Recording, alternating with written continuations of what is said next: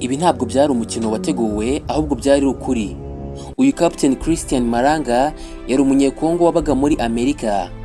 Nyuma y'uru rupfu rutunguranye rw'uyu Captain Christian Malanga, Leta Zunze Ubumwe za Amerika zaje kwihakana ubwenegihugu bwa Amerika bwa Captain Christian Malanga uherutse kwicirwa mu bikorwa byo kugerageza guhirika ubutegetsi bwa Perezida Tshisekedi muri Congo.